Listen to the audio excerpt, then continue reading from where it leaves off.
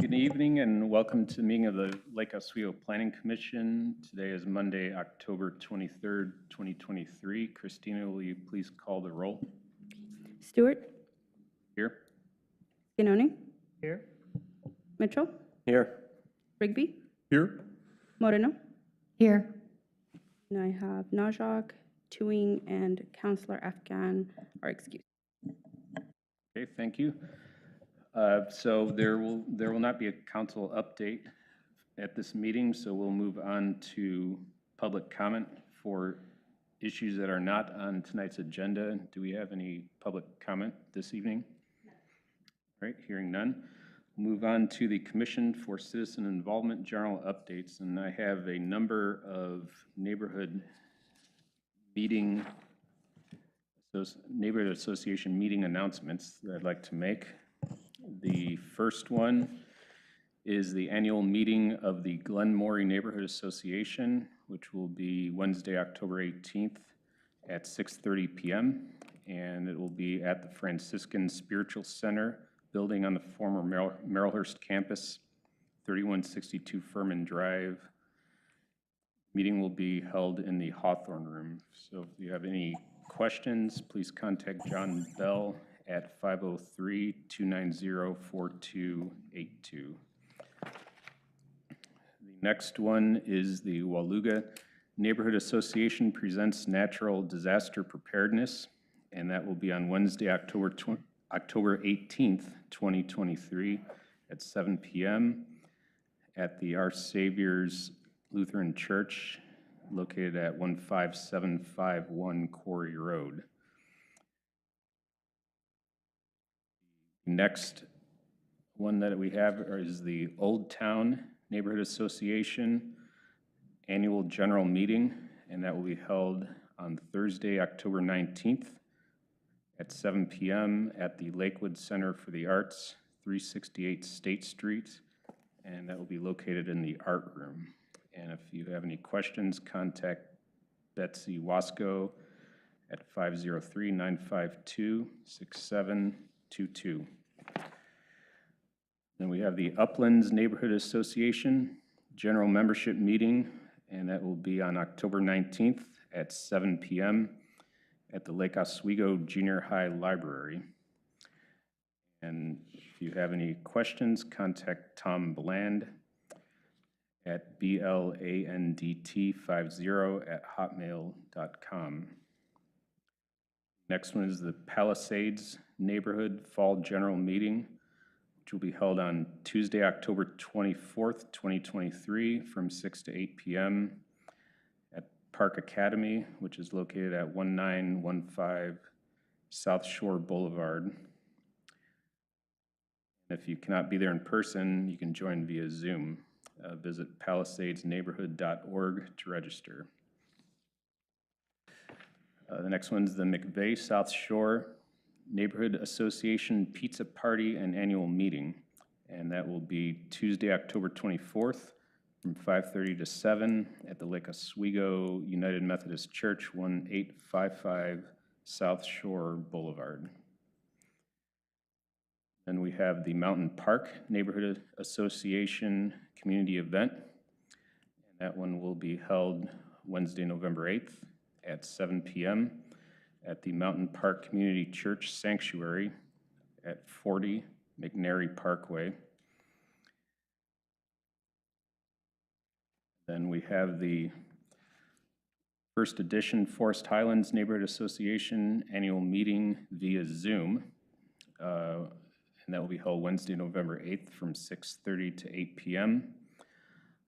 For Zoom invite, contact Carl Ockert, KARL.OCKERT@gmail.com by noon November 8th, and all are welcome to attend.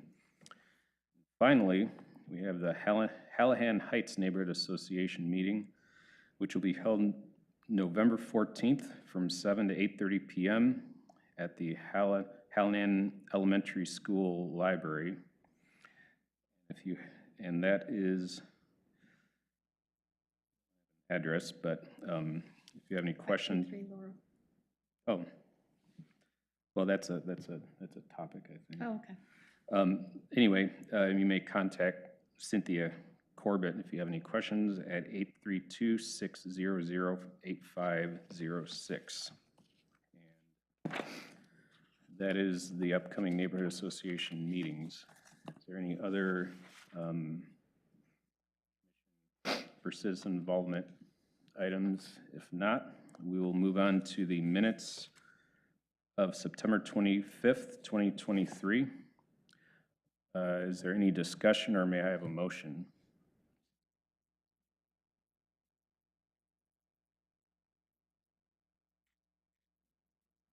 May I have a motion? I move to approve the minutes as they are drafted. Second. Okay, we have a motion and a second. All those in favor say aye. Aye. Any opposed? Seeing none, motion carries.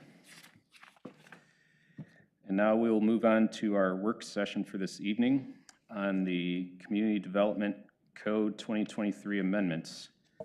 Public comment is accepted at this work session, and here to present the item is Ellen Davis. Mr. Chair, if I can just, as far as procedure, this is a work session. It is not a time to make a decision on any item. Okay. Sometimes we get lost in that and decide we want to run right towards it. The purpose of a work session, of course, is to assist staff in identifying issues that should be further fleshed out or whatever information you need in order to make a decision. Ultimately, this will be brought back to you at a public hearing in which you'll take public comment and then make a deliberation. Thank you, Okay, Mr. Chair. sounds good. Thank you.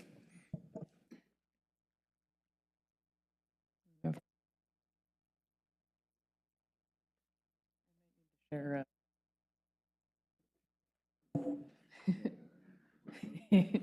just lean.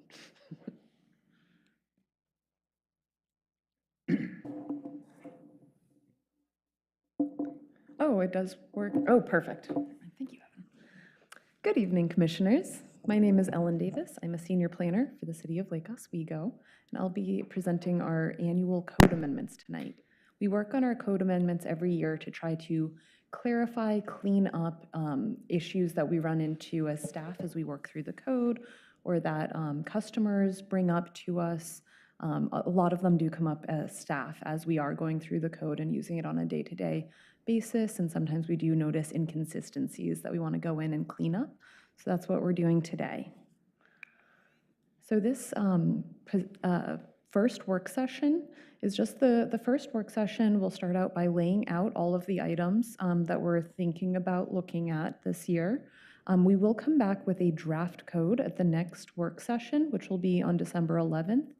So you'll get a chance to really dig into actual text amendments as proposed at the next work session. This one's really just to get us started out. And then we are looking to bring this package to a public hearing on February 12th, adopt findings on February 26th, then we'll get our City Council public hearing scheduled after that. And just a note that the maintenance amendments generally do not involve policy considerations. They should ideally be pretty straightforward, not major changes in policy or anything like that.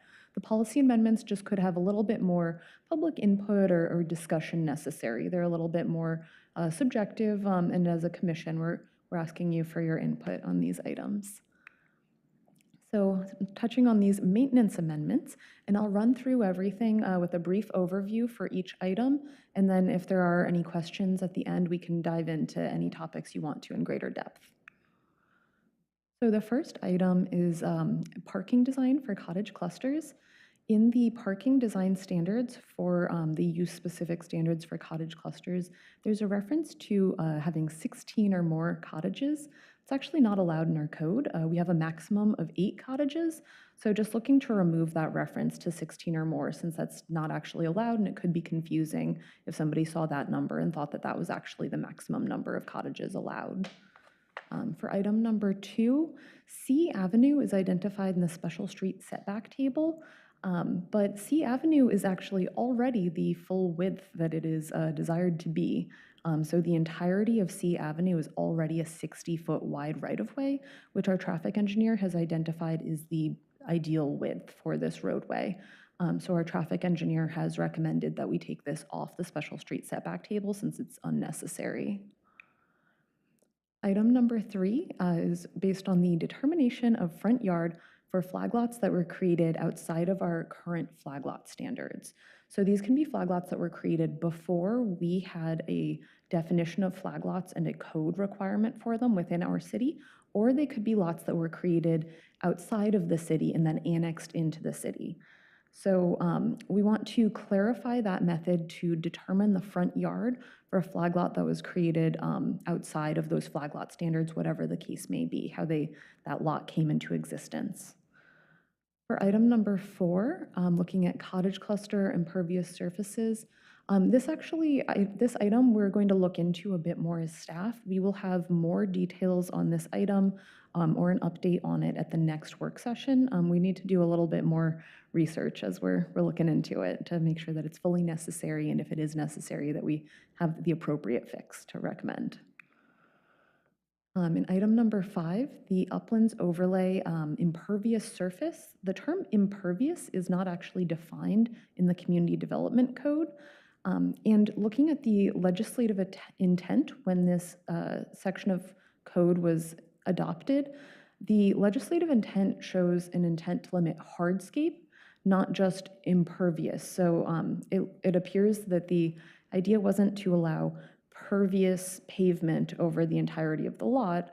The idea was really to decrease the amount of hardscape on the properties in order to promote landscaped large front yards that are indicative of the area. So we would like to replace that term impervious, maybe with the term hardscape. This has been a little bit confusing for some of our applicants who say, but I'm proposing permeable pavers. Why isn't that allowed? So we just want to make this clearer for everyone involved. Item number 6, invasive tree removal is allowed in RP districts, but it's not currently listed under the allowed tree removals in the sensitive lands RP district section of the code. It's listed in the chapter 55, the tree code, but it's just referenced with a cross-reference right now under this sensitive lands code section. And we just want to make it consistent, so it will be listed in the same way as all of the other tree removal types, hazardous, emergency, that are also allowed within this area. For item number 7, side yard setback planes, there's a tiny mistake in the last sentence in the paragraph that refers to measuring side yard setback planes at the setback, which is incorrect. They are measured at the property line. It is very clear throughout the paragraph. It's just a little bit of a typo in the last sentence, so just want to clear that up. For item number 8, we would like to replace the term row house with townhouse, just because we use townhouse more often in the code, try and make that a little more consistent. And currently, there is a minimum frontage width of 17 feet for a townhouse or row house, whichever you like to call it. But the minimum lot width is actually 15 feet. Typically with townhouse lots, we found that they are usually pretty rectangular in shape, so the lot width and lot frontage should generally be the same. So we'll look at that and proposing to make that more consistent, to have just a 15-foot width instead of presupposing that you'd have a wider property line along the street as opposed to the width of the lot measured at the setback line. Those should ideally match up. Item number 9, the retaining wall height exceptions. Currently, driveways for a single-family residence are allowed to be up to 10 feet in height if they have a retaining wall. And we're proposing to expand that exception so that it also includes middle housing and access lanes. So middle housing is actually pretty limited on lots that are accessed by access lanes. They're only allowed to be up to a duplex density off of an access lane. An access lane serves 2 to 3 lots, whereas a driveway only serves 1 lot. But we are proposing to just expand this retaining wall height exception so it applies equally to similar scenarios with an access lane or a driveway leading to a house or a duplex or a triplex or whatever the case may be. For item number 10, the solar access standard currently does apply to middle housing land divisions. However, the standard does not apply to typical partitions, And this standard would be very challenging to meet for many middle housing land divisions. We are proposing to exempt middle housing land divisions from this standard, but I would like to note that the solar balance provisions limiting the maximum shade point height of structures would still apply to all structures.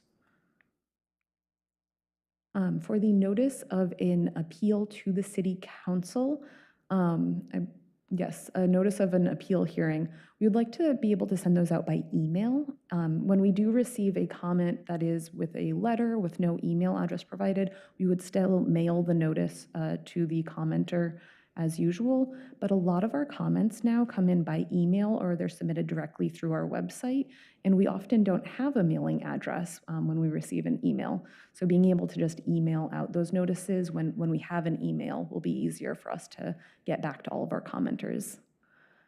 Item number 12, the council appeal deadline for written testimony. We're proposing to make that the same as our deadline to submit written testimony the day of a public hearing for all of our other public hearing types.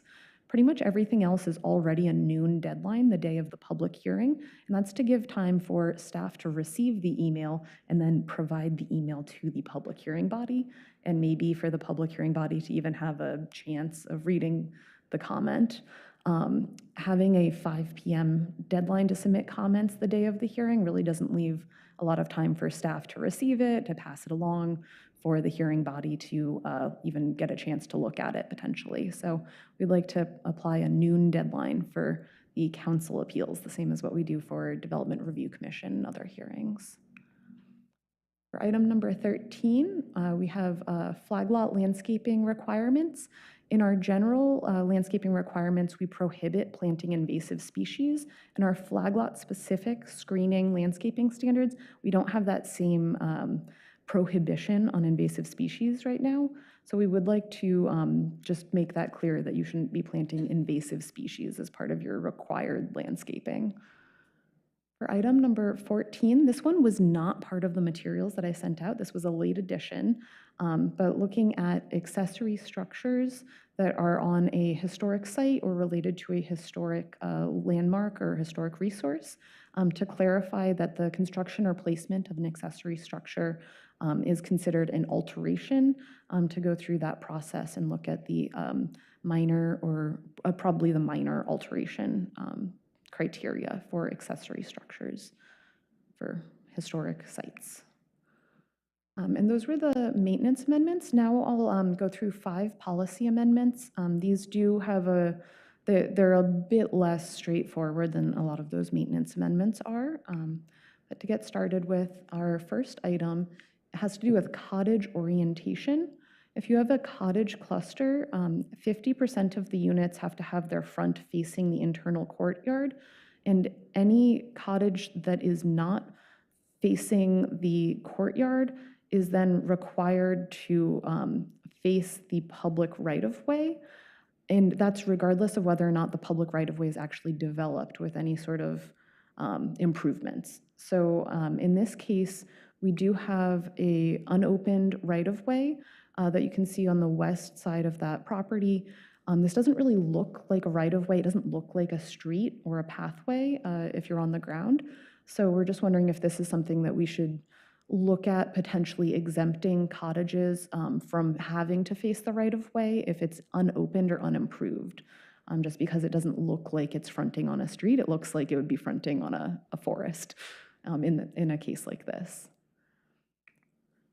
For item number 2, currently we have a code that requires that if you have a 3-car garage, that your first 2 garage openings can be on one wall plane, but your next garage opening needs to be set back 2 feet. And we're just asking you as a commission whether you'd be interested or consider amending the code to allow the extra garage opening to be stepped back or forward potentially. Is there something important about stepping back 2 feet? Or would an example as shown on the screen where the 3rd garage opening is stepped forward 2 feet meet a similar objective? For item number 3, looking at minor variances for fence standards. So currently you can get a minor variance to fence, wall, retaining wall, or any combination thereof height. But you can't get a minor variance to any other fence code standards. We've seen this with the Lake Oswego School District a number of times recently. They've had to come for a major variance in order to avoid planting hedges around fences. And so the hedges are required if you have a fence that's more than 6 feet tall. And they've been asking for those major variances recently. And we've been wondering if potentially if a minor variance could be appropriate, either a minor variance to just the fence screening standard, or would the commission be interested in looking at allowing minor variances to any fence standard? So not just screening, but potentially materials or some other aspect of the fence code standards. The minor variance criteria do address public health and safety, impacts on the streetscape, impacts on surrounding properties within 300 feet, and any impacts on natural or physical infrastructure, traffic, hillsides, waterways, that sort of thing. So those criteria do, we believe, get at any issues that could arise or could cause staff not to want to grant a minor variance to a fence standard. But it's up to the commission if you would like to look at the fence screening requirements or maybe the fence standard in general. For item number 4, athletic fence screening, so sticking with the fence theme, the current code allows a 10-foot height for fences that are around an athletic court or field or similar, but it requires that any fence over 6 feet be screened with an evergreen hedge. So we propose consider exempting athletic fences from that screening requirement. If you have a fence around a baseball diamond or a tennis court, often that's to allow you to watch it as a spectator. So having a screen around the fence would keep you from watching the sport that you're there to witness. And also consider allowing heights greater than 10 feet. Sometimes with those backstop fences and things like that, they do get over 10 feet in height. So that's just 2 different options to look at there. And then item 5, this will be our last policy item, flag lot screening. Our current code requires a 6-foot tall perimeter fence around the side and rear property lines of a flag lot and a 6-foot wide landscape buffer in the deepest side or rear yard that is at least 4 feet tall at time of planting and can reach 6 feet within 2 years. There is an exemption that you don't need to put in a hedge if you are abutting Oswego Lake, but you would still have to put in a 6-foot perimeter fence, and vice versa. There are times that you would not have to put in a fence if you are in a sensitive land or a wetland or something like that, but you do still have to put in a hedge. So we would consider, or we ask you to consider exempting lots from these standards when they are abutting Oswego Lake or the canal, or if they're within the flood management overlay, in order to prevent constructing a site obscuring fence that could then be damaged in a flood or create some sort of hazard. Or you could even consider removing the flag lot screening standards more broadly if the commission is interested in that option.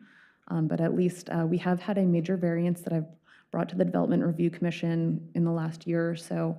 That was a major variance to avoid putting a 6-foot site obscuring fence along Oswego Lake. It was granted, but that is quite an expense and a burden to have to go to a public hearing in order to not put a site obscuring fence along the view that is often the attraction for the properties around the lake.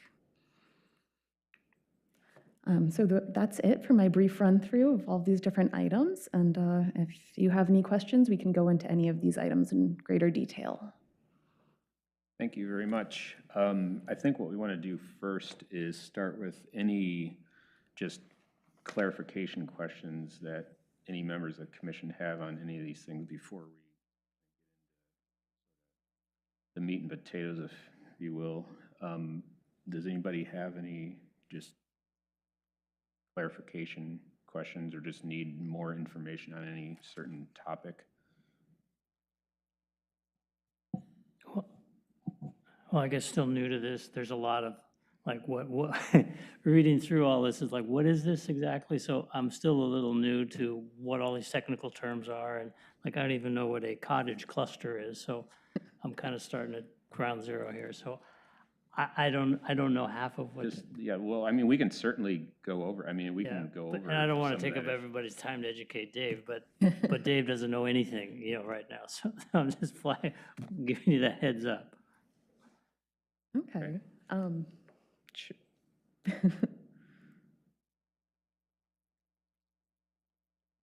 So a cottage cluster is a type of middle housing, and what it allows is, when we adopted House Bill 2001, we adopted those code standards in July of 2022. It allowed certain types of middle housing within what were previously exclusively single-family zones.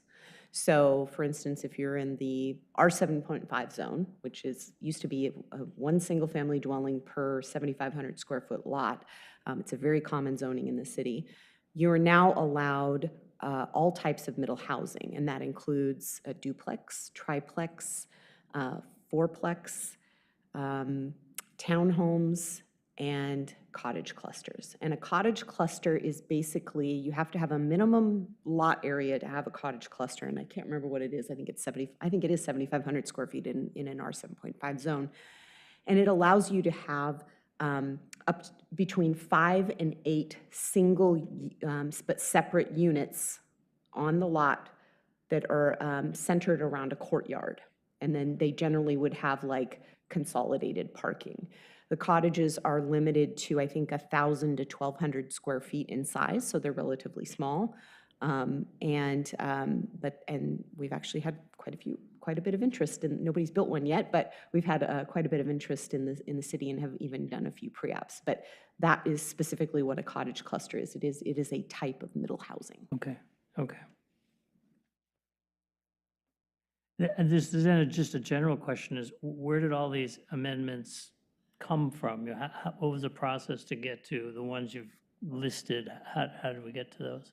Yeah, so as I mentioned before, as staff working with this code every day, answering questions at the counter, going through pre-application conferences with folks who are looking to apply for land use applications, or seeing what land use applications we do, like a major variance request to not put a site obscuring fence around the lake. We then kind of consolidate all of those. We list them all throughout the year as we're seeing something like, oh, that was a typo in that last sentence of that paragraph. It shouldn't be the setback. It should be the property line. And we make a note of all of those. And then we put them all together and we bring them to you for this code amendment. So they're brought up as staff is using the code and we notice something, and then we make a note of it and come back and try and fix it. Yeah, okay. And I guess the last question I had was, a lot of these, at least to me, feel more aesthetic in nature. Is that fair to say? Fence setbacks and green fencing and things, the 3-car garage stuff. Is it more an aesthetic improvement? There are a number of items in here. I wouldn't say they're necessarily an improvement or not. So for instance, the 2-foot garage offset, I don't know whether it would be an improvement or not. That's one of the questions is, do we want to look at allowing set forwards as opposed to just setbacks? But much of the City of Lake Oswego's code does get to the aesthetics or the appearance of properties and projects and developments. So a number of our maintenance and policy items do address aesthetic issues because that is just such a large bulk of our code. I would add on, so if you look at our code, we have standards that are like dimensional standards. So it's like where you can put things and how big they can be. And then we have another section that is design standards, and that is like, what should something look like? And it regulates more sort of the bulk and appearance. So we cover both of those. We cover both just overall size and where you can locate stuff, as well as use, and then also design standards, which is, again, getting at the aesthetics that you were talking about. So we have several different types of standards in the code. Okay. Okay, I'm good for now. I'm going to piggyback on Commissioner Scannoni's question, but I'm going to be specific on the 5 policy-based amendments. I'm just curious, and how did those 5 end up on the list from the planning department? And, you know, is it that you've identified like these things should change? And I don't want to use the word you're recommending these changes, but these are things that you think should be changed, and that's why they've ended up here? There are things that we've had questions about as staff, but there are things that aren't quite as straightforward as some of those maintenance items, where it's very clear, like, this is probably what should happen. The policy items have a bit more subjectivity to them. As a commission, you could say, no, this shouldn't change. For instance, with cottage orientation, regardless of whether or not the street is developed as a street, you should make your cottage face that way if it's not facing the courtyard. That's totally a valid option. These are just things that we've noticed and we've listed as we've dealt with them.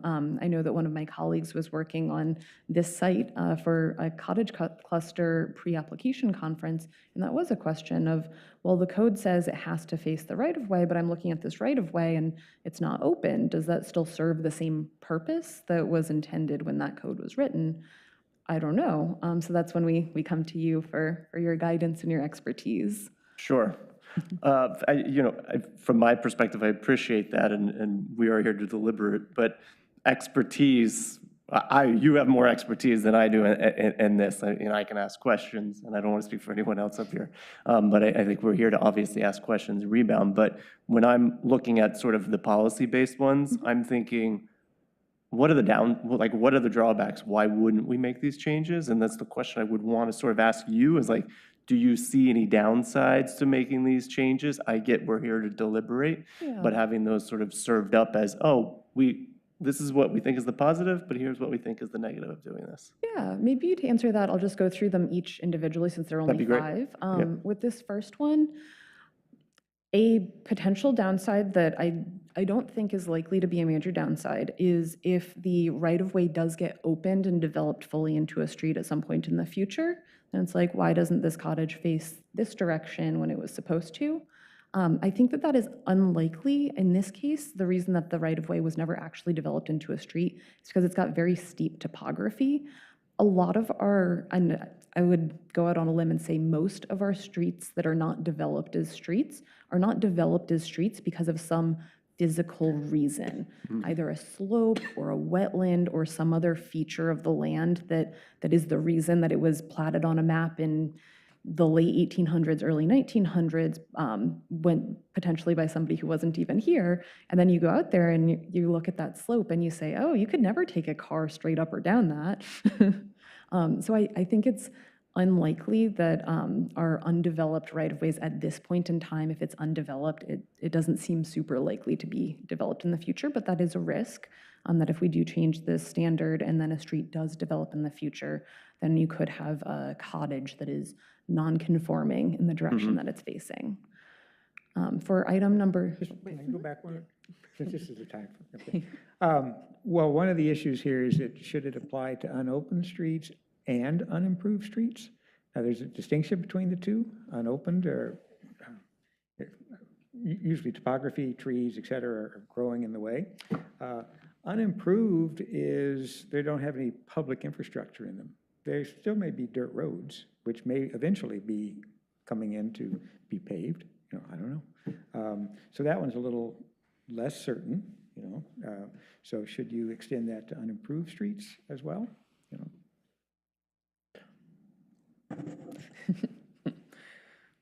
They're probably more detailed than you necessarily want to. No, I love it. That's why I asked the question for the details. I appreciate it. I would just add something to that, just where the origin of these things come from. So when we write code, we try to do the best that we can, and we try to think of all the different scenarios that might come up. And sometimes we're dealing with a lot of code that we're drafting, and we can't think of every scenario. And so what'll happen is things like this, where it comes up and you're like, oh, we didn't think about that. And boy, it sure doesn't make a lot of sense to have them orient this thing towards a right-of-way that's never gonna, that it's unopened.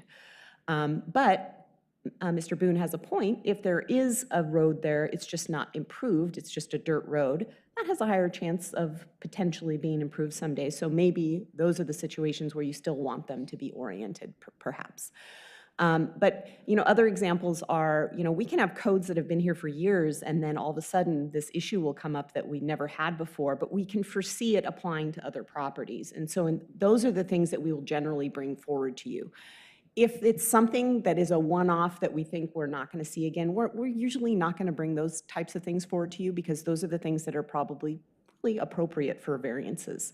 So if somebody just has something so unique on their property, we don't need to write code for every single circumstance. So one of the things that we look before bringing something to you is something that we foresee may happen on a number of lots in the city, and it's not just a few lots that it would apply to. So I just wanted to add that as the clarification as to how we choose what we bring forward to the commission.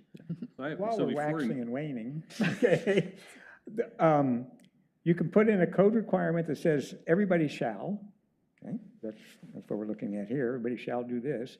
You can put in, we have a number of exceptions, everybody shall, but in this circumstance, you don't have to, okay? That's where we try to forecast circumstances in which it shouldn't happen.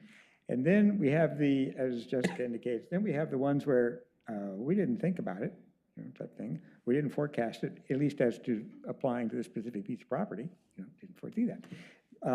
We have a variance process. We have 3 tiers in that variance process. We have major variance, minor variance, and design variance. Okay? And so then question is, well, could it, sometimes an applicant, when they're facing these, says, well, let me get a variance. I don't want to wait for a code amendment, let me get a variance for it. Well, the hardship variance is, by its terms, hard to get, okay? Because you have to show a hardship, which is something unique about the property, which would deny you reasonable, unnecessary hardship, which means almost an economic taking of the property, okay? Which, when you're doing a partition, cottage cluster in this kind of case, you don't have a right to partition your property into how many, 8 spaces.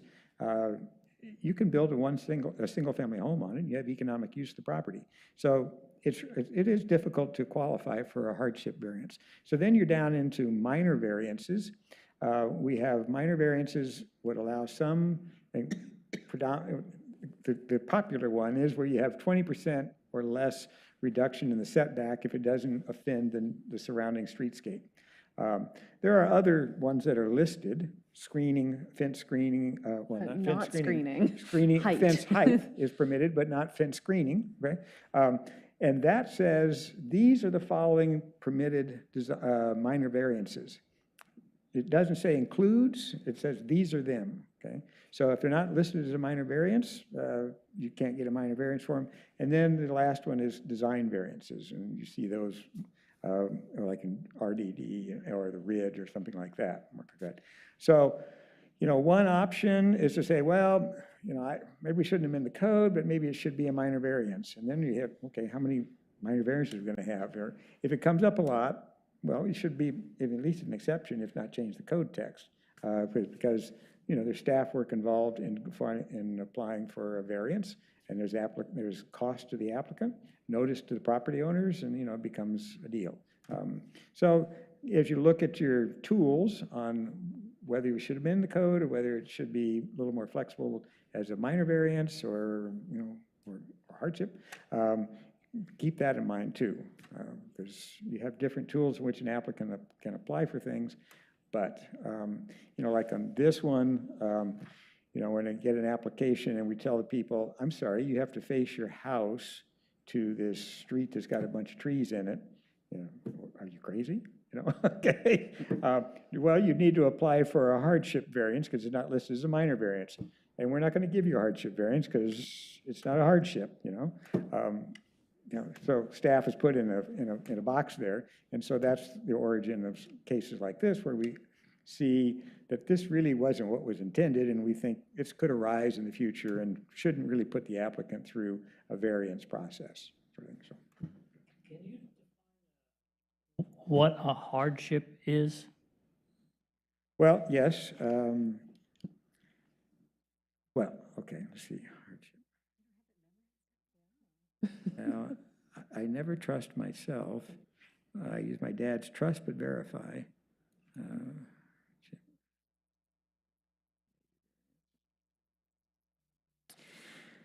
Okay. If a request is necessary to prevent unnecessary hardship based on the following considerations. So the criteria is unnecessary hardship. You consider the physical circumstances of the property involved. That's the primary one. Whether a hardship was created by the person requesting the variance. If they created the hardship, i.e. they divided the property very small, and then they asked for a variance because the lot is so small, okay. Whether the economic impact on the applicant if the variance is denied. Frankly, we don't look at that one as in quite the same gravity as the physical circumstance, because the economic impact, there's always an economic impact by not following the code.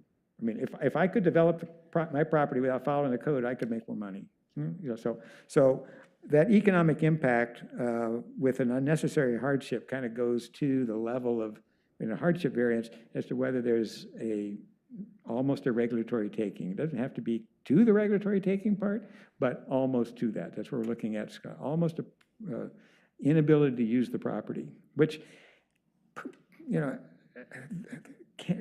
principally that arises from the physical circumstance, but where you've got two conflicting code provisions, which one are you going to get a variance from?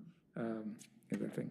Other factors deemed relevant by the reviewing authority. So when we look at the term unnecessary as a term, a compliance with the code is not unnecessary. That's a necessary requirement. So, we start with that premise, and is it a hardship? Again, from a partition, we've seen people apply for hardship variances in order to permit a partition to occur, in order to permit an ADU to be created, more intensification use of the property. But that's not an unnecessary hardship. That's, the code says you have to comply with all the provisions of the code, and if you don't get to do everything that your neighbor who might have a larger piece of property can do, that's not a hardship on you, that's just compliance with the code. So we have, the best way to get a handle on that, I guess, is to read the cases. But I would summarize it by saying a necessary hardship is it's not listed as a minor, and you're seeking to do something that is really, because of physical circumstance of the property, it drops off so steeply, whereas when we make code, we envision properties flat, okay, but never is. So the question is, well, what does that mean from a livability, from a constructability standpoint? If it kind of precludes development, that would be one thing we'd think about. That'd be an unnecessary hardship, precluding development. Thank you. Okay, great questions.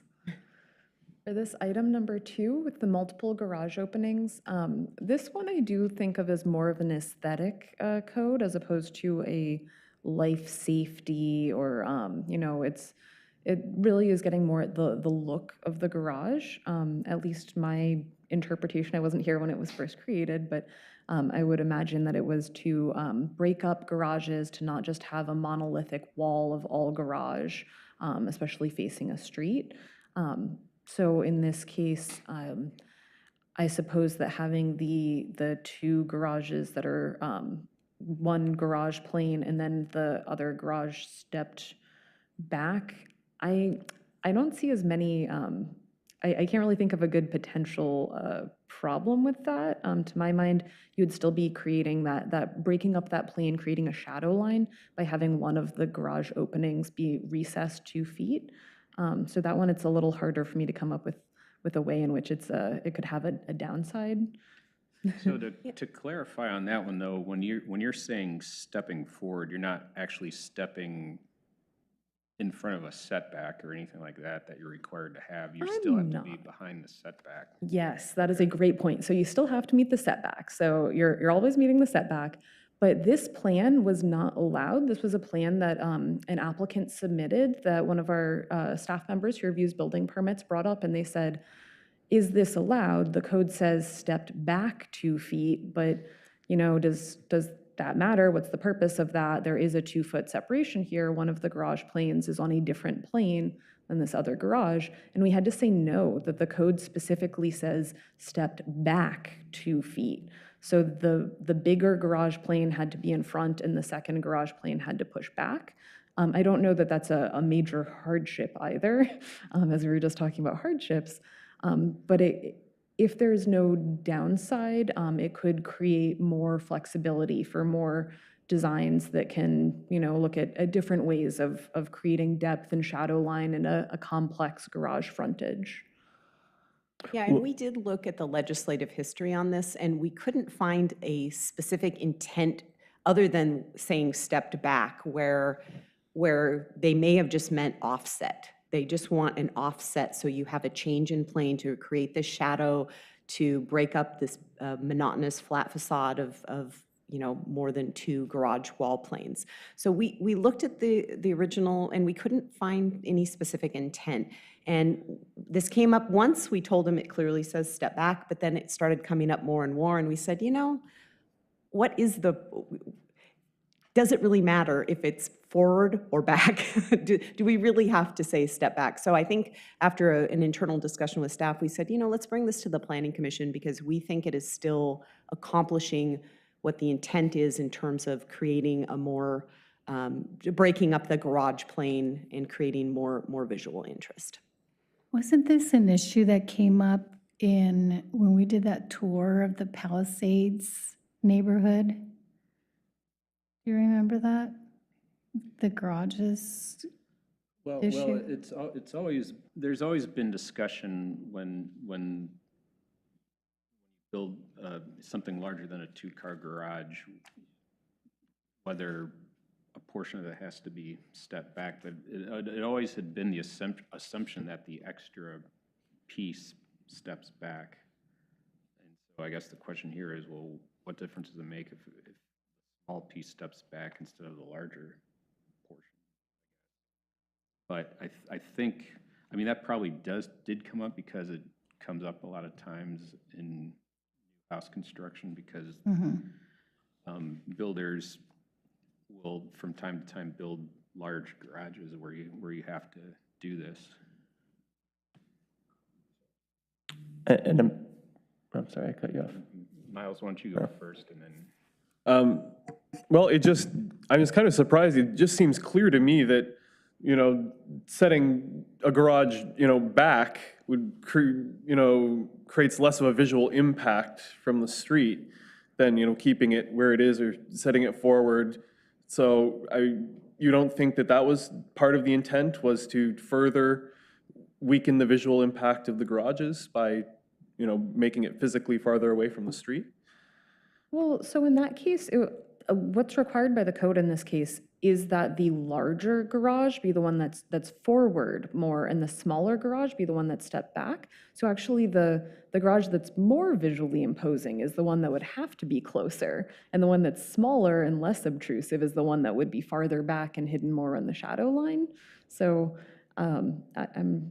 Well, but in the case of one having to be farther back, then, you know, one would be closer to the setback, right? And the other would have to be even farther away. So one thing we didn't tell you, which again, there's lots of standards that apply, is we also have a standard that says the garage cannot be located to the street, closer to the street than the dwelling. So no matter what, the dwelling has to be in front of the garage, regardless of whether you're stepping in front or stepping behind. So it's not as though the garage is going to protrude in front of the house. It'll still be behind the house, but the question is, can they step it forward or do they have to step it back? But in all cases, it will have to be behind the front line of the house.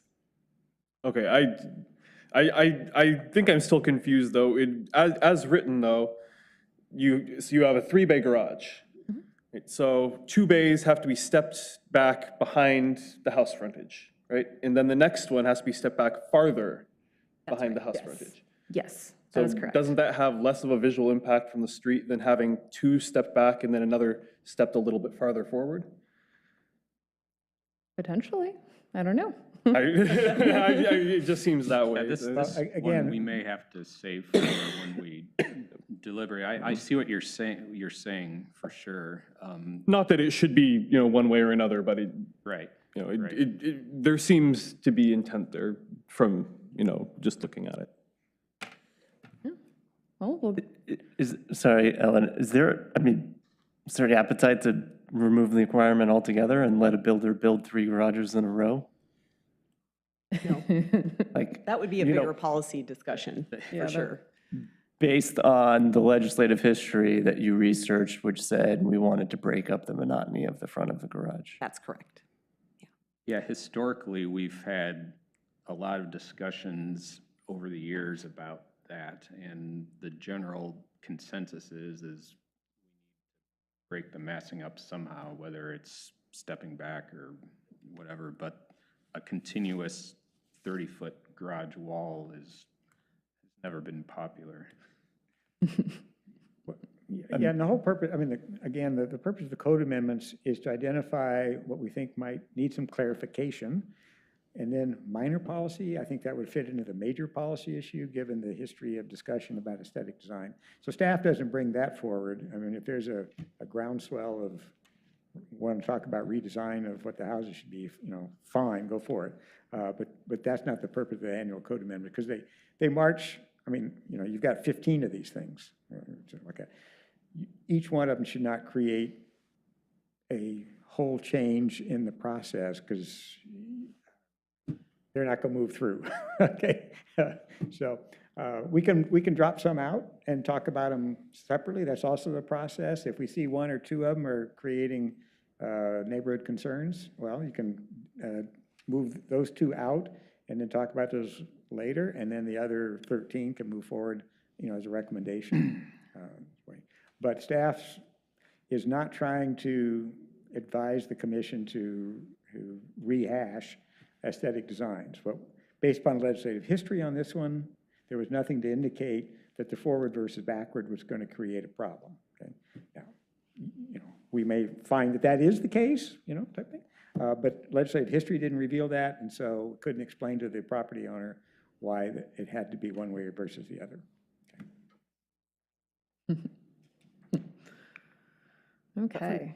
From our standpoint, we believe that it does not have a big impact. And so we believe from staff's experience that either way would work to get at the intent of the standard. But you may have a different opinion. The public may wish to testify in that as well. That's the purpose of this.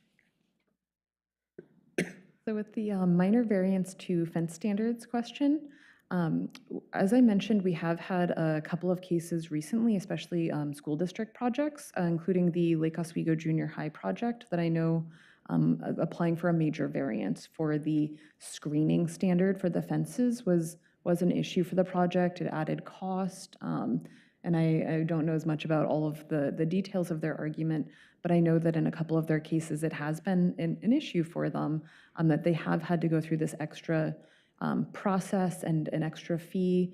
Major variances are around $5,000 a pop. They're not free, and they require a public hearing, and they require you to go through the physical circumstances test, or the hardship test, including physical circumstances, as Mr. Boone just described. So that's one of the reasons why we're bringing this forward, is because this has been an issue, and we do believe this will continue to be an issue, especially with non-residential properties. In residential areas, you're limited to a 6-foot fence height.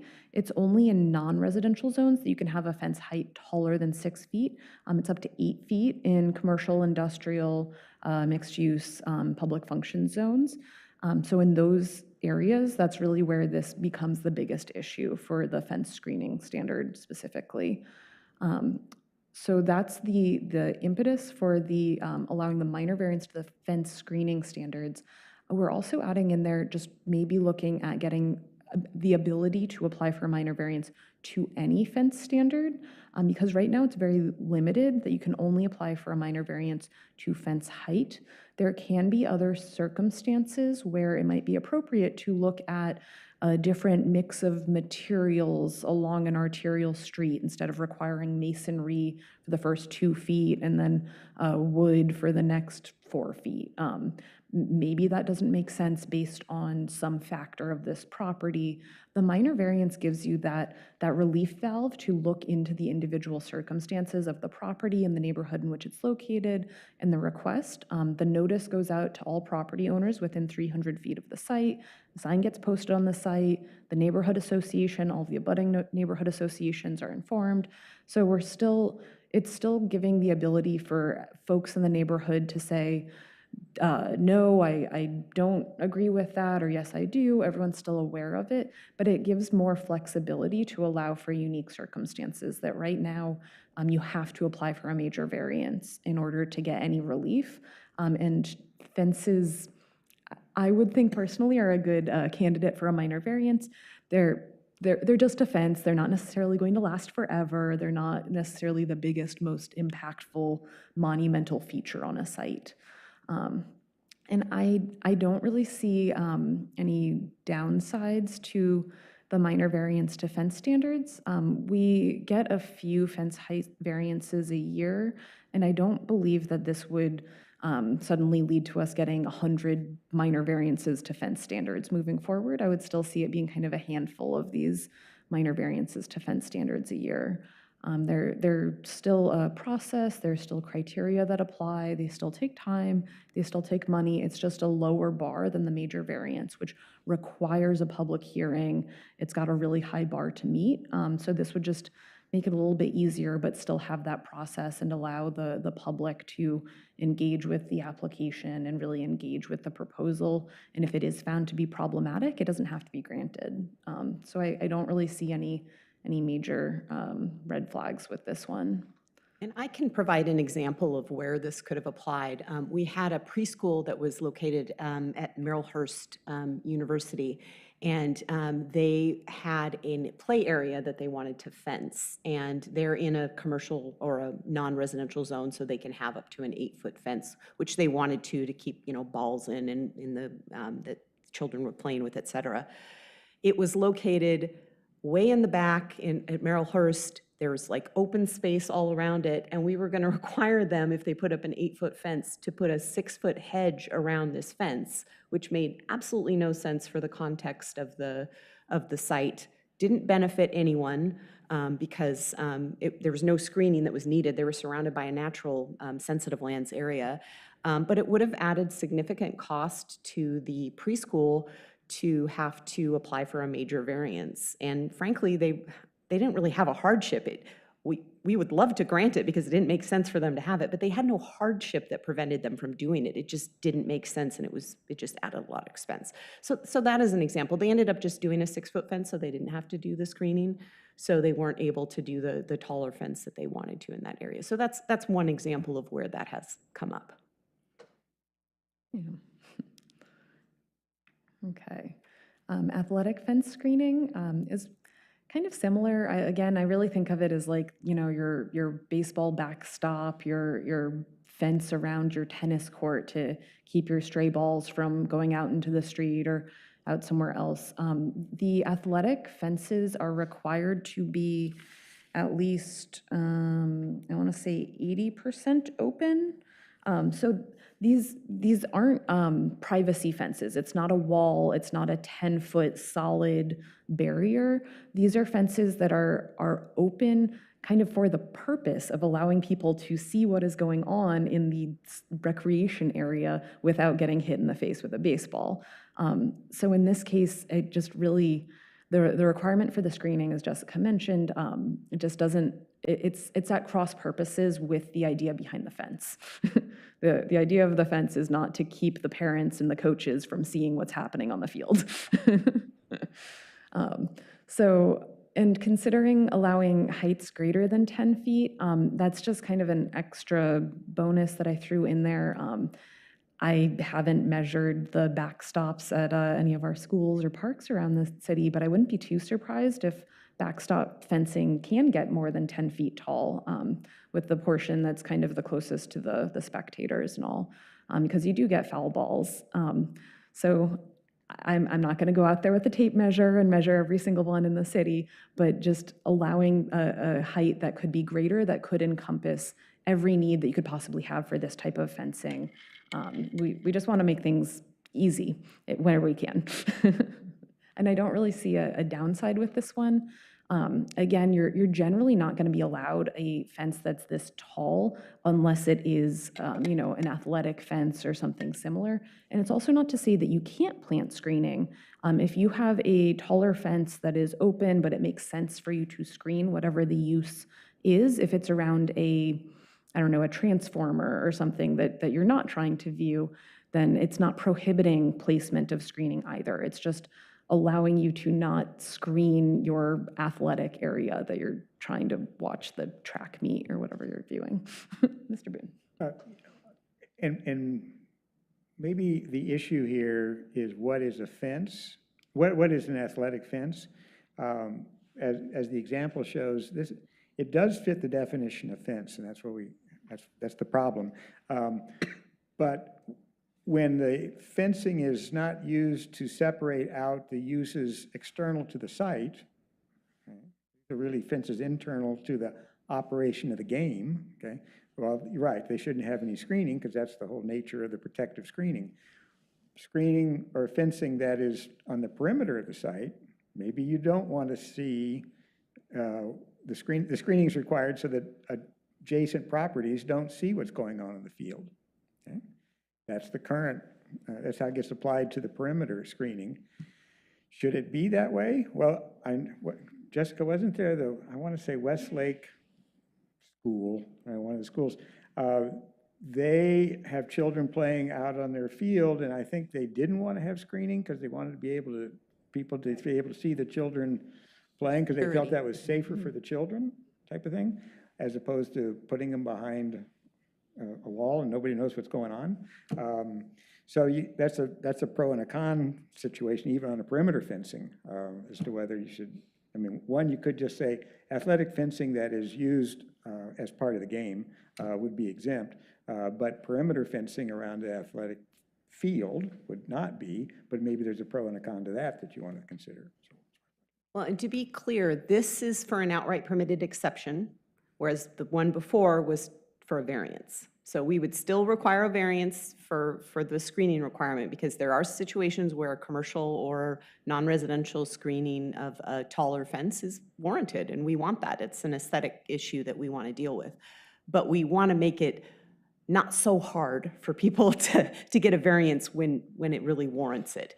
In this situation, I just want to clarify, this is an outright permitted exception in the code. So there's no variance that's necessary for this. So if we say that backstops for baseball diamonds don't have a height requirement, or if we say it's 20 feet or whatever we come up with, that is just outright permitted. There's no variance associated with that.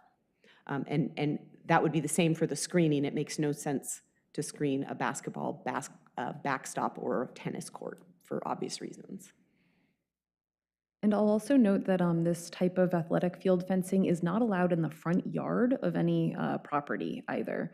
So it can't be between the structure and their front property line. So generally it's going to be more internal to the site more often than not.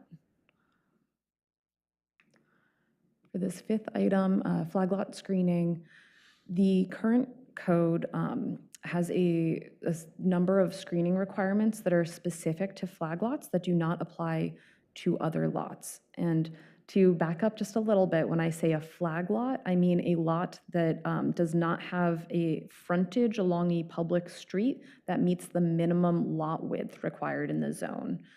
So in a zone with a 50-foot lot width requirement, if you have a lot that is not 50 feet abutting a street, facing on a street, then it would be a flag lot. These are commonly lots that are accessed by an access lane or a driveway, and they're located behind another lot. So that's what we're talking about when we're talking about flag lots. Flag lots have a number of requirements that apply to them. They have more limited height than a non-flag lot, and they have screening requirements. So one of these screening requirements is a 6-foot fence that has to be located in the side and rear yards around the perimeter of the site that's being divided and creating this flag lot. And another part of that is putting a 6-foot wide landscape buffer that's got to be a hedge within a 6-foot area at the biggest, usually the rear yard of the flag lot. So both of these standards, as we've been talking about before, there are certain exemptions from these standards, but they're very limited and they're kind of at cross purposes sometimes. So you're not required to put a fence if your backyard is in a wetland, but you are required to put a fence if your backyard is Oswego Lake. You're not required to put the hedge if you butt up to a railroad, but you are still required to put the fence. So you're required to put the screening inside of the fence. So you're the one looking at the hedge inside of your yard. The person outside of your lot is just looking at the fence. So what is the purpose of the hedge if everyone from outside of the lot is actually seeing the 6-foot privacy fence, not the hedge that's inside? So that's why there are a couple of different options. You have many options, but with this, one of the options we're mentioning is looking at the flag lot screening standards kind of more broadly. That could be a bigger discussion or invite more public interest. A smaller exception just to look at certain situations when you have a property that abuts Oswego Lake or Oswego Canal, or its rear yard is within the flood management overlay. So that's a much more tailored and narrow change to the code, as opposed to more broadly looking at what is the purpose of this flag lot screening. Is this necessary? Is a flag lot that different than a lot that is not a flag lot? So there are kind of a couple of different ways we could go with this option. At least with the more narrow and tailored option, just looking at Oswego Lake or the canal, I just remember sitting in this room for the hardship variance to allow a property owner not to construct a 6-foot fence around the lake. And the only comments we received were neighbors in favor of the variance because they didn't want their neighbor to put a 6-foot fence along their side and rear property lines around the lake. So at least the Oswego Lake or Canal and within the flood management overlay, I don't see downsides. In those cases, it's not another house that's right behind them. It's the canal, it's the lake, or if it's in a flood management overlay, you've got some sort of stream or water body of some sort that you're butting up to anyway. So at least the narrowly tailored option, I don't see any downsides for that. So. What was the legislative history behind the creation of flag lot screening standards to begin with? Ooh, that's a good question. Well, I wasn't here when they were adopted. I don't think I was.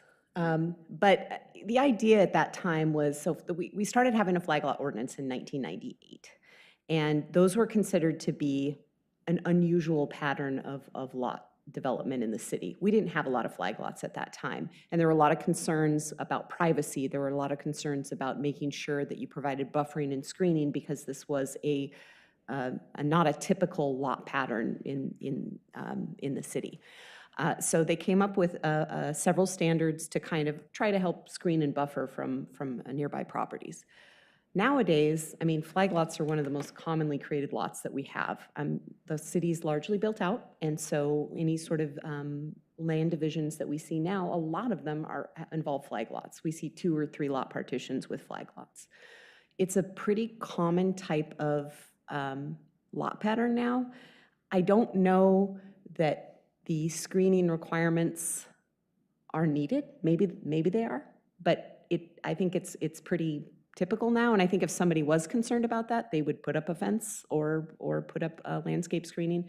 It's never made any sense to me why we require a 6-foot fence in the rear yard and a 6-foot landscape buffer in front of that fence inside the yard. That has never made sense to me. We actually, to be fair, we did come to the Planning Commission, I don't know, a few years ago. I don't know if any of you were on the commission, I don't think so. And tried to get rid of that because we didn't think it made any sense. You're just providing a buffer that the applicant is looking at. It's not benefiting anyone on the outside, but they elected not to remove that requirement. So we did try a while back. So that's all I could give you on the flag lot standards. I don't know if Mr. Boone has anything to add. He's been here longer than I have. No, I don't recall that one. Okay. I have read, I don't get involved in policy, that's not my job, but sometimes when things seem illogical to me, I have to say why. When you have a lot that is 25.5-foot frontage, you don't have to have any perimeter screening, but when it's 24.5 feet, you do. And it meets the size requirement. The house itself is actually generally lower than the other surroundings because we have the flag lot height requirements. So what is it about flag lots that require fencing at all, because a regular lot doesn't have to have? Now these have to be not only fenced but screened from regular lots. And I agree with Jessica is that arose back when flag lots were the exception, and they were sort of seen as intruding into the established pattern. But we raise it as a policy issue because perhaps this is one of the requirements of a flag lot to take a look at. And nobody has identified, nobody has said, oh my gosh, if we don't have the screening, it's going to be a calamity, type of thing. I mean, so, it just seems to be a requirement that's in the code that I can't identify why. So. Sounds like a good candidate to get rid of it, in my opinion.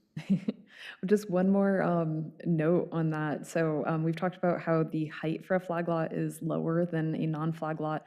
In certain zones, like in the R75 zone, for instance, there are actually deeper setbacks required than would be required if it were not a flag lot.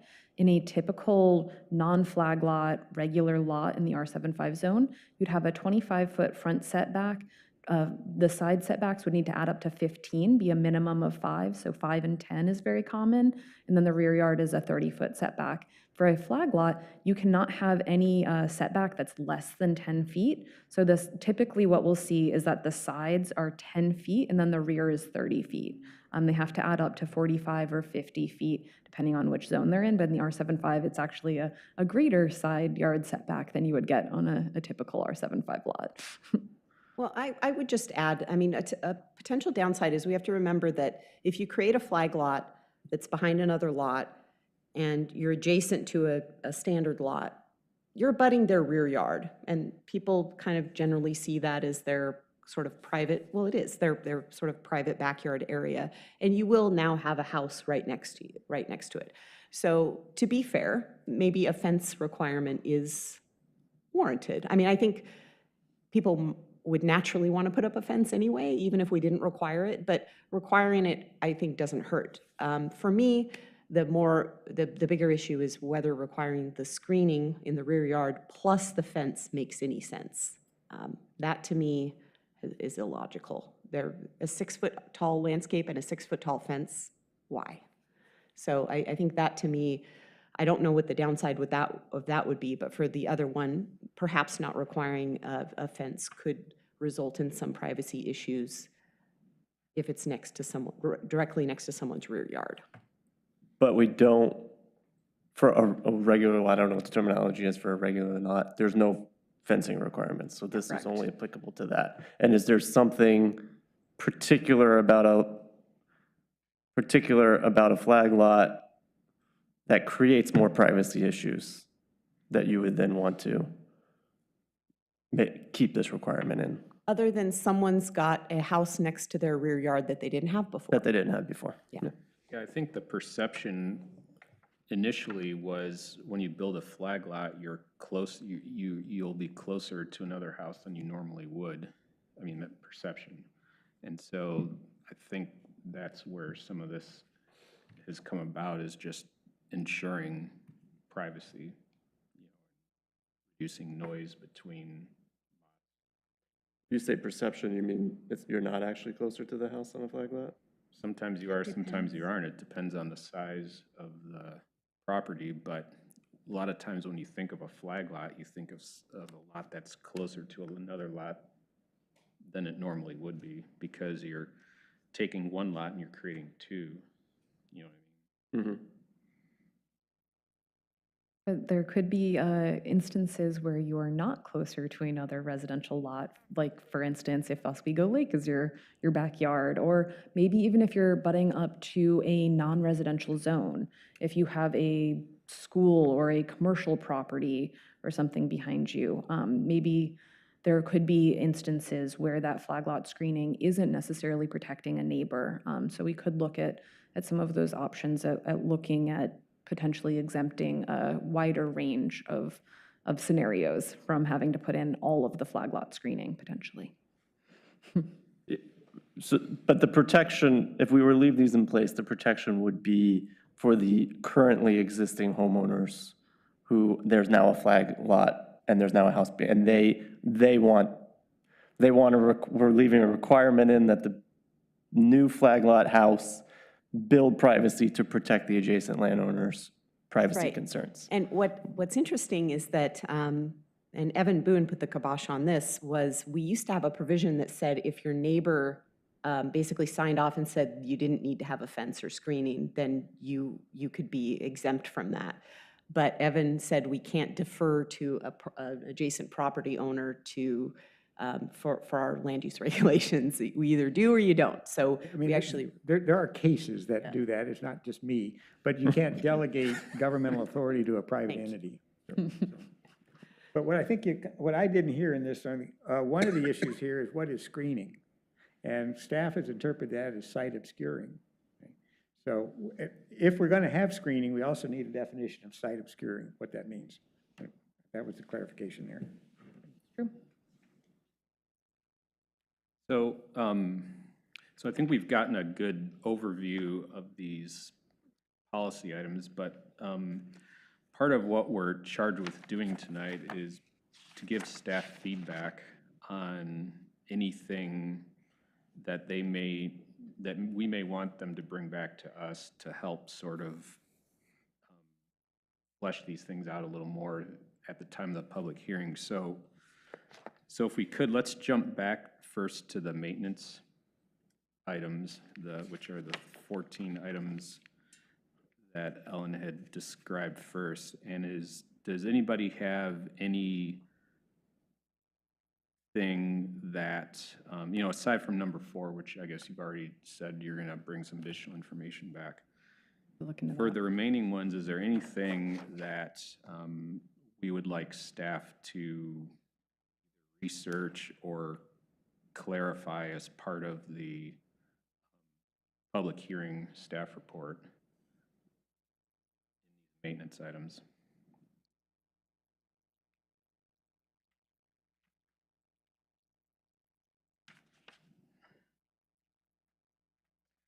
Well,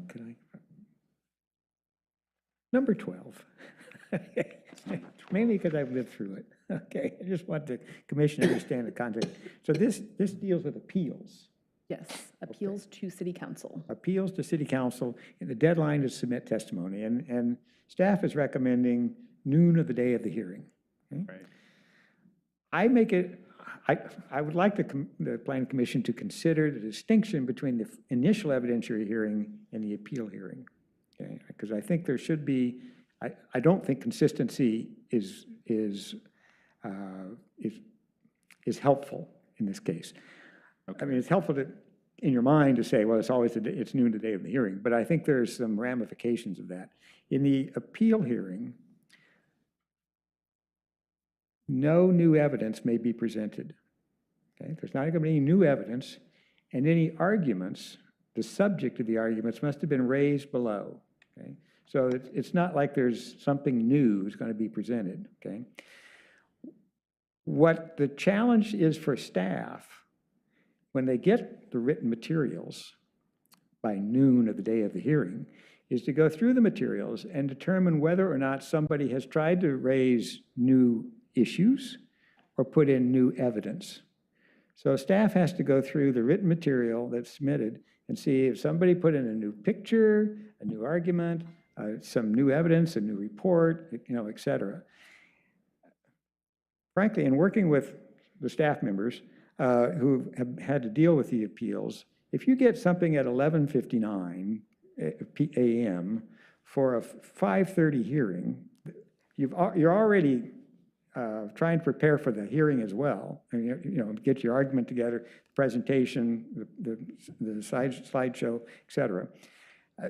To me, my personal perception is there's a burden on staff to try to go through this at what is really the last hour. And some people, of course, don't want to submit until noon, all right, because they don't want somebody else to respond to it.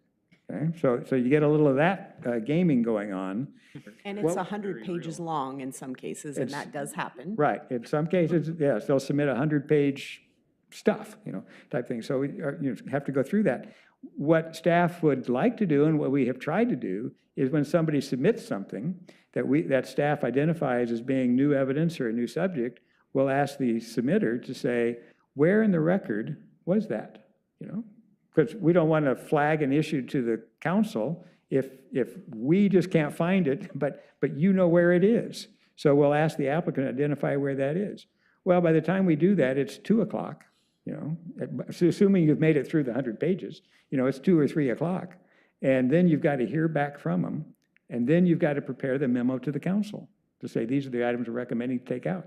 So on the appeal side, that having to review the voluminous submissions and find out whether in the voluminous record those items are, where they don't identify them in their submission, it's very hard to do.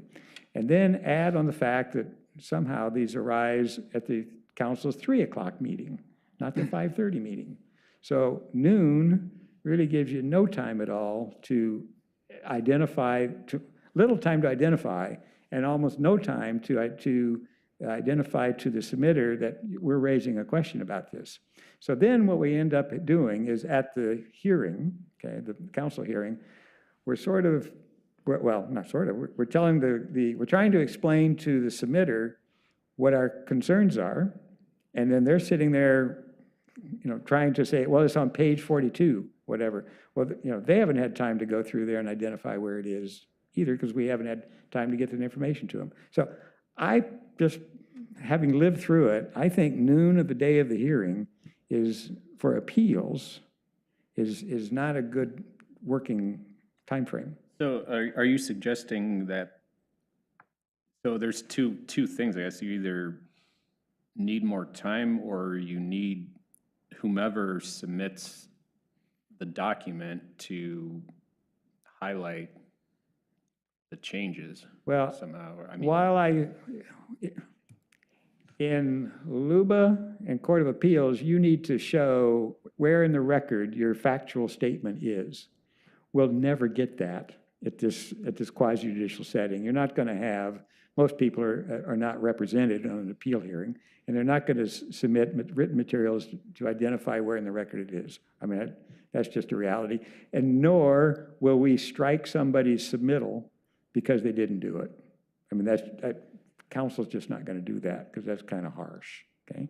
So I'm not suggesting that they have to do that. I suggest it would be great if they did, but we're not going to, I don't think we're going to strike the evidence. So I would suggest moving the time forward for appeal hearings to, and I'm going to say like Friday noon, hearings are on Tuesdays, because that gives staff some time on Friday to go through it, and on Monday, and hopefully get done.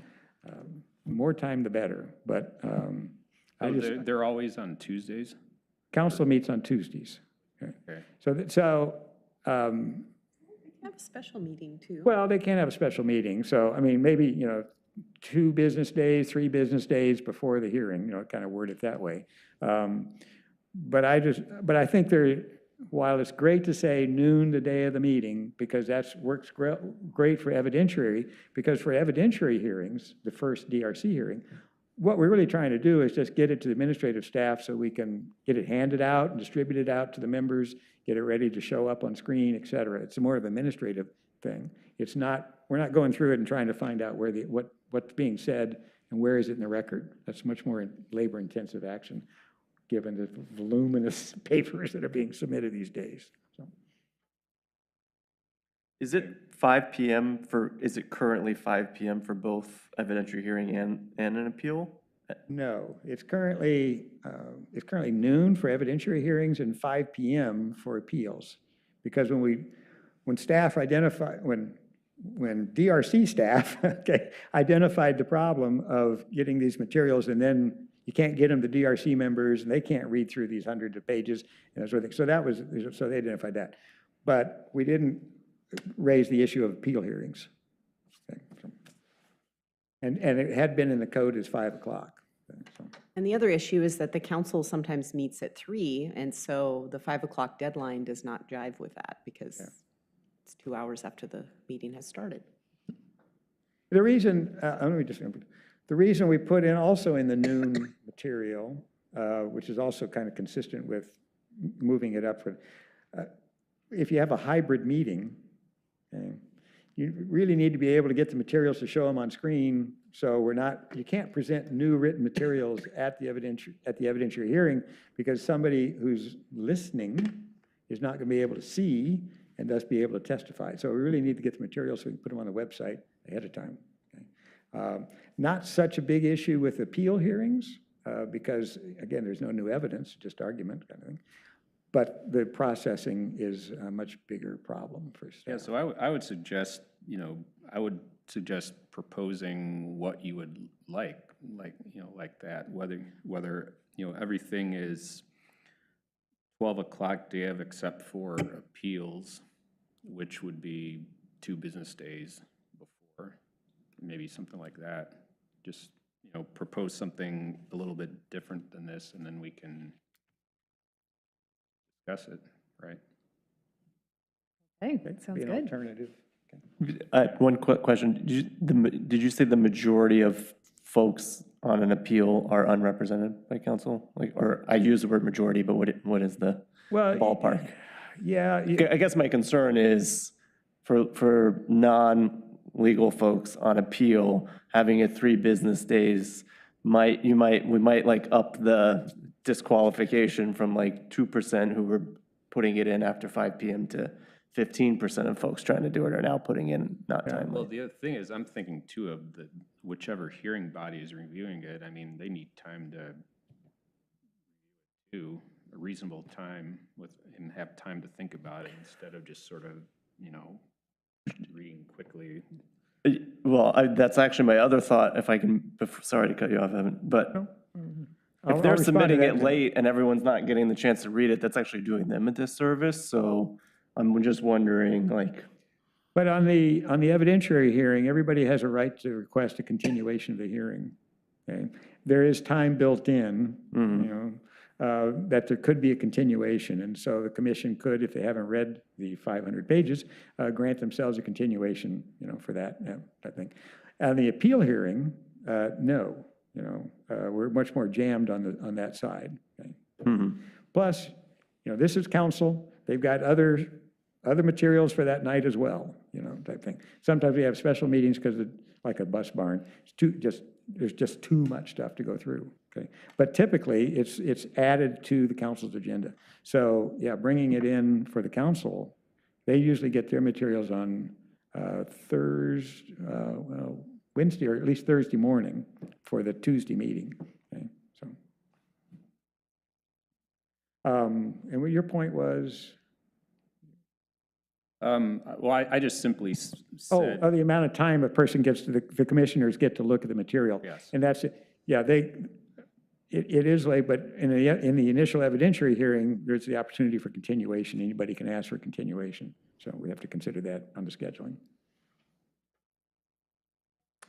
I'd be interested in just whether any of you know or seeing, as we go forward, what local examples are of the time period in which applicants or appellants are allowed to submit materials.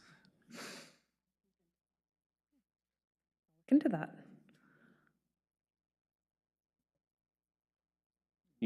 Okay, so we've got some additional information coming on item 12 and 4. What about 4? Is everybody comfortable with 14, the one that wasn't on here? Which was the placement of an accessory structure is an alteration to a historic structure site. If I can, Please. may I, this really just came up, and I'll save you the 10-page memo I had to write on this type thing. But the point is, if you got new construction of an accessory structure, so either garage or an ADU or something like that, that's on a property where there's an historic landmark structure, okay, type thing. The question is, how do we review it? Prior to 2020, we had a section that was called new construction in our historic preservation code, dealt with it that way, looked at compatibility, that sort of thing.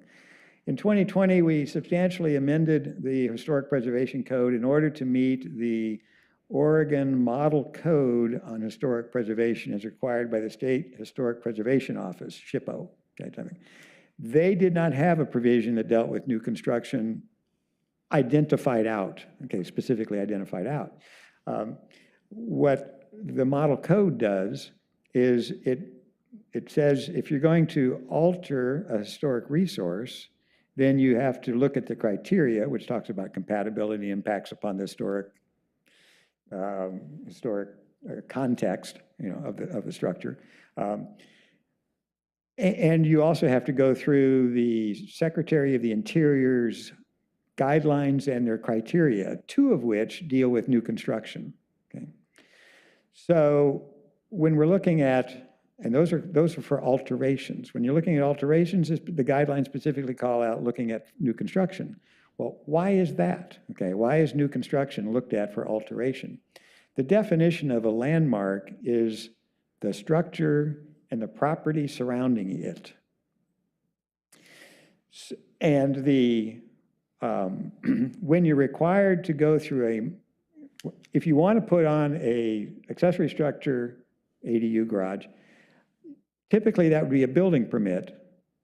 But if you're on a property that has a historic structure, it might be a minor development rather than a ministerial if, in the language in the minor development is, if the construction would impact a historic landmark.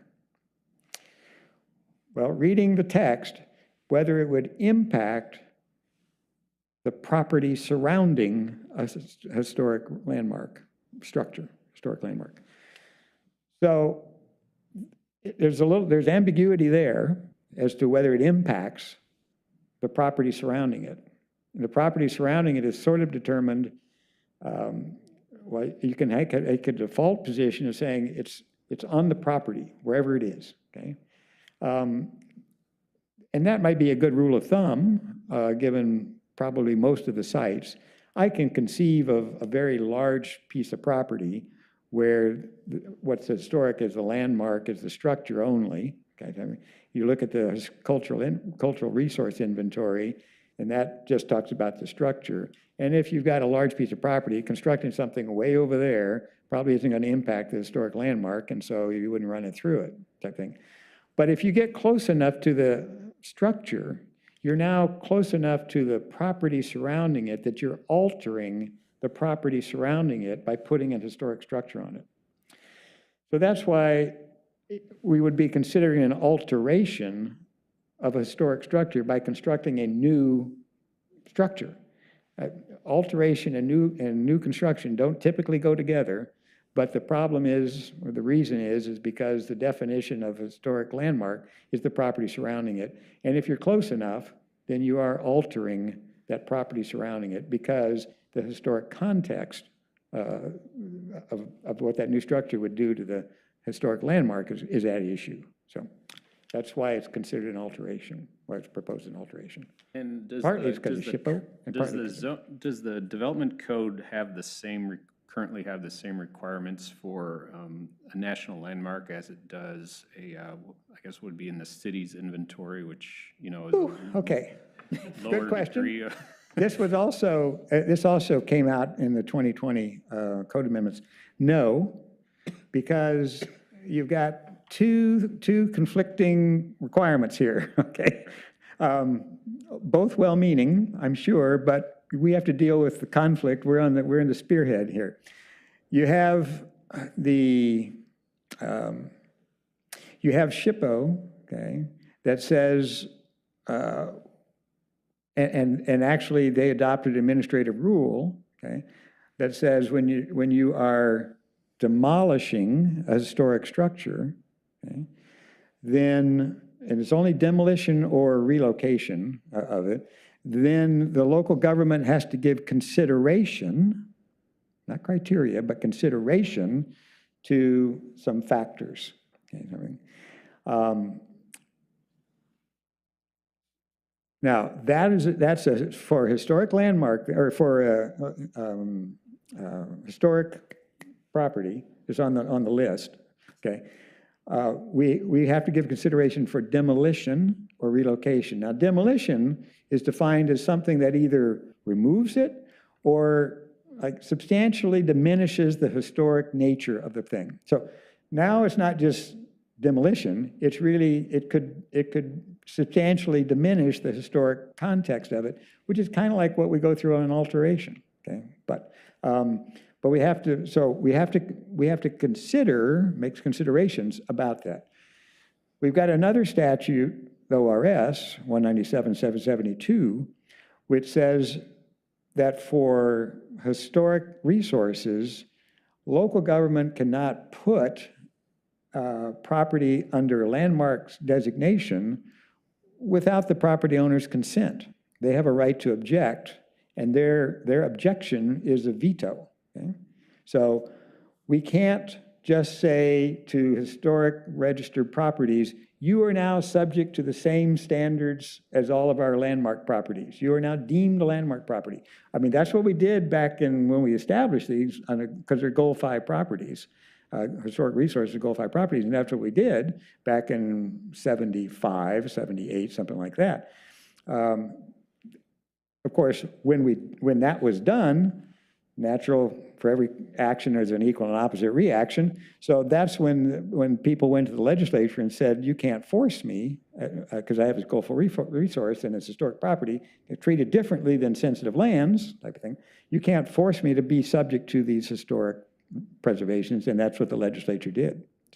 So we can't just put them in there. So we have to treat them, we have to give, we can't bring them in, but we do have to say that historical landmark properties on the list, we have to look at them for demolition purposes and whether or not that's going to diminish the historic context, and then we have to give consideration to that.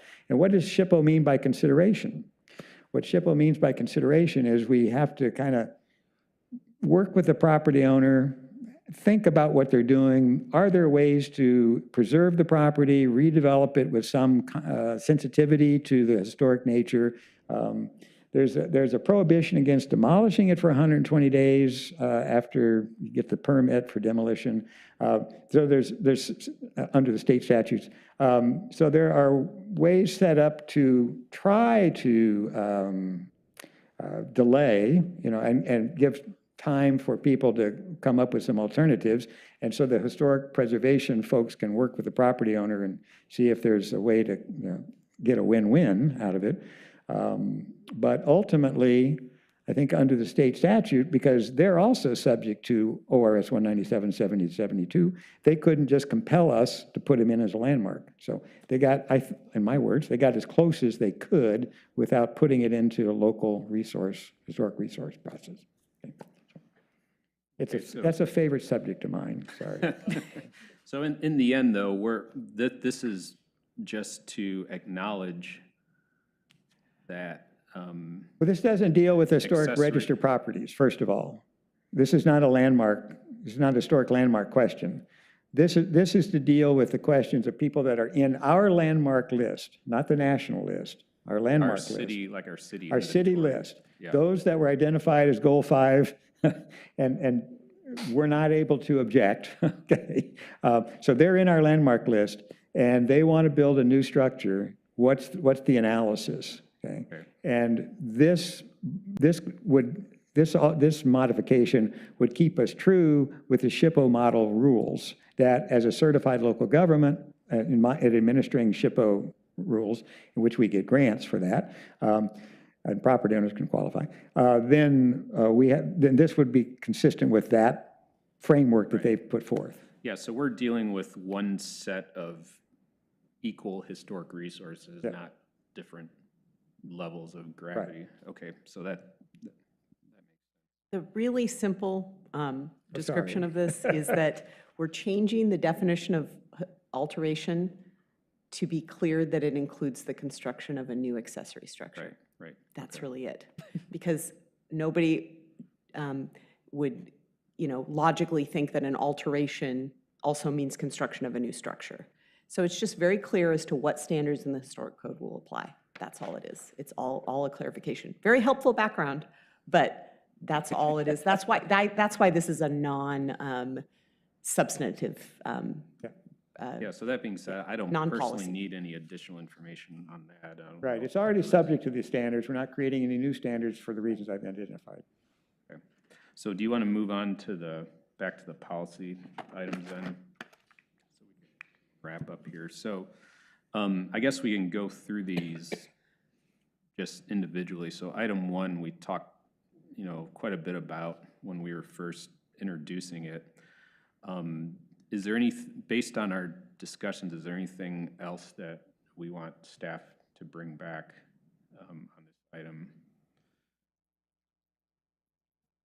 This may seem slightly tangential, but it looks like, this is sort of made to address the circumstance where the property is abutting these natural area right-of-ways, essentially. Is there a reason why the city maintains rights-of-way that are never going to be utilized? And does it plan on continuing to do so?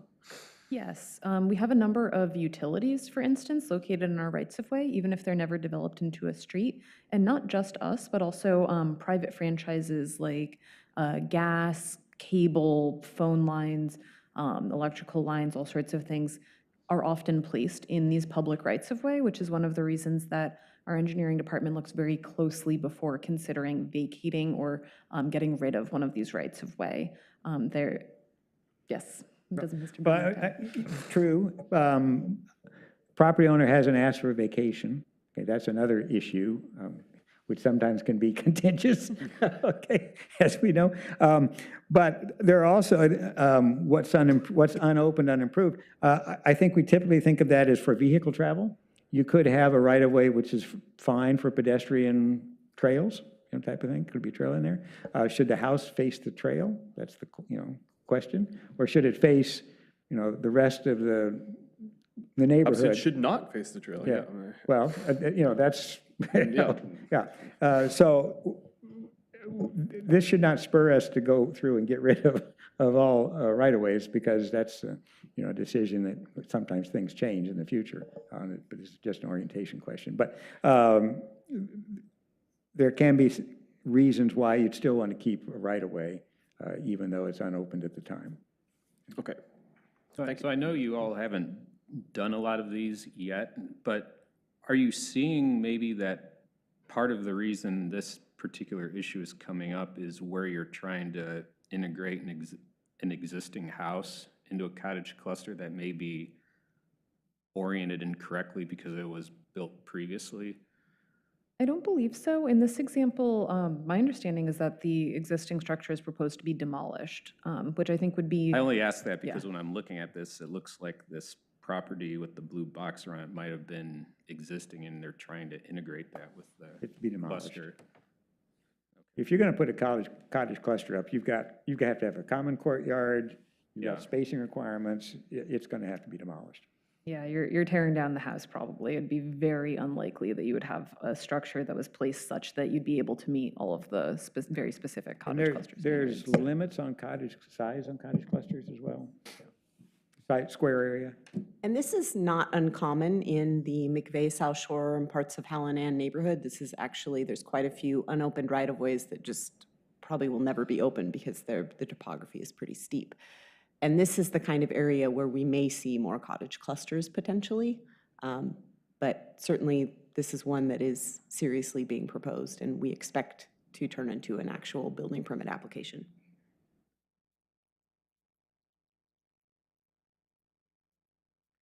Okay, we can move on maybe to number 2. Is there anything with the garage offset step back issue that any additional information that we need for that? Or is this proposed for, and obviously we'll have discussion on this at the time of the hearing, but are we good with what's proposed? What about number 3?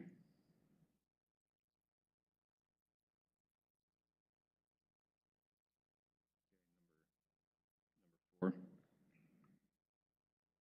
4? If you could go back to back one, there was a couple of options here. Does the commission have any preference as to these options? I think the staff has recommended to consider allowing minor variances to any fence standard. Is that something the commission is open to or have any issues with? I would be open to discuss it for sure. I mean, I don't see why we wouldn't discuss all these. Okay, so both options, both a proposal for only minor variances to screening standards and also a potential minor variance to all fence standards? Okay, great.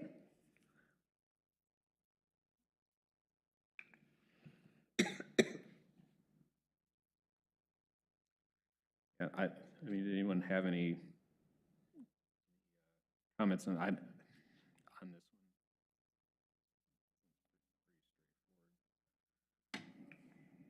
And then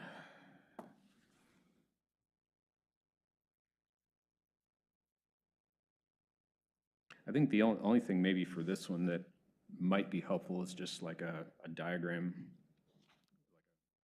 like an example picture. Okay. I think as much for us as maybe any members of the public that might be reviewing it may find that helpful. For this one, though, would it be possible to find out what exactly the objections were in the past to removing these requirements? When it was visited the last time when you said that you tried to get rid of it? Yeah, it was just the one screening standard. So yes, we can look into that. Leslie. Okay.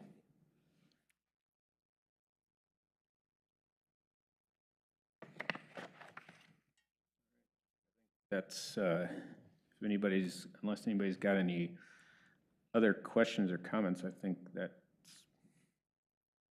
Yeah, my only comment would be the more images you put in here to help visualize what you're talking about, the better. Okay.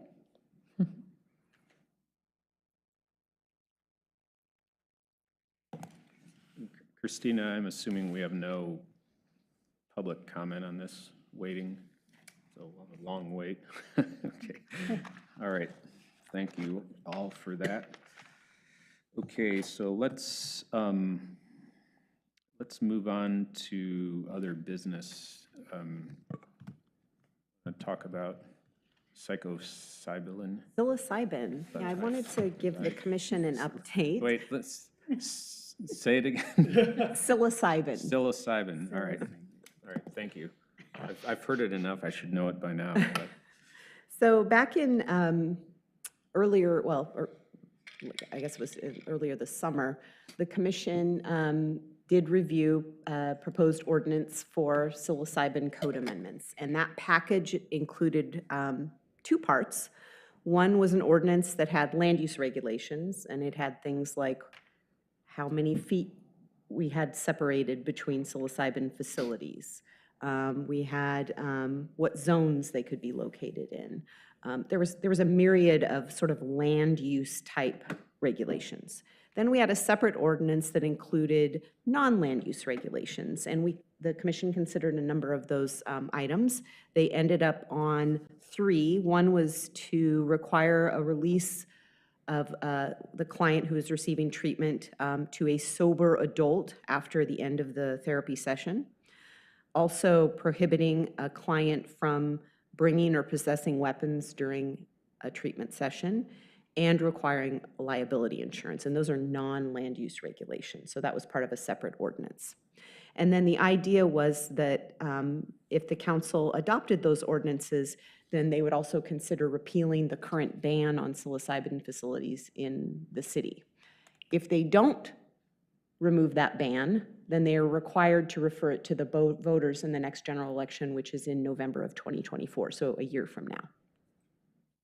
So the council did hold a public hearing in July, and they ended up being split. So there were a number of folks who thought psilocybin should not be allowed in the city, and there were several folks who felt that it should be allowed, but that the recommendation the Planning Commission had come up was a little bit too restrictive. And so there was a lot of back and forth. In the end, they ended up tentatively recommending approval as recommended by the Planning Commission and directed staff to return with final ordinances, the land use and non-land use, as well as an ordinance that repeals the ban on psilocybin. So after that occurred, the mayor decided to postpone that final vote, which was supposed to happen in August, mainly because there was a lot of folks that were, because it was August, there was a lot of people who were on vacation and wouldn't be there in person, and they wanted to be able to have more of a discussion. The mayor did not put it back on the schedule yet until this last hearing, the last planning commission, the last city council meeting earlier this month. And at that, what they decided to do was to come up with a bit of a compromise. So it's a little bit different than what their initial tentative decision was. And that is that they wanted to not bring back the ordinance that would repeal the ban. So the ban will remain in effect. They do not want staff to bring back the non-land use ordinance.